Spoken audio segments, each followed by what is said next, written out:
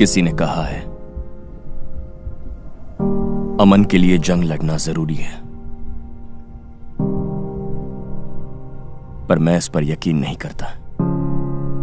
5 साल पहले इसी यकीन ने मेरी जिंदगी बदल दी।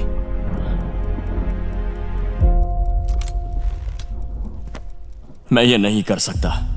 वो ऐसे हथियार बना रहा है जो शहर को तबाह कर देंगे। वो इस शतरंज के खेल में सिर्फ एक प्यादा है।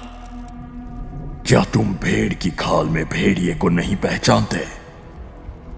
तुमने मुझे ये पिस्तौल दी दुनिया की बुराई मिटाने के लिए, निहत्थे पर वार करने के लिए नहीं। तुम गलत सोचते हो। अमन का रास्ता खून से भरा होता है।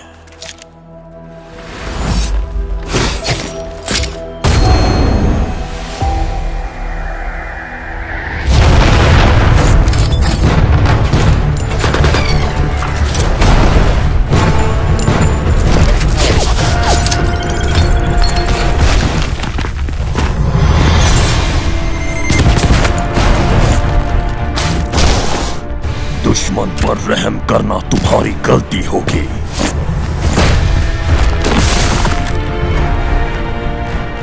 तुम अपनी मानो और मैं अपनी। बातें बहुत हुई।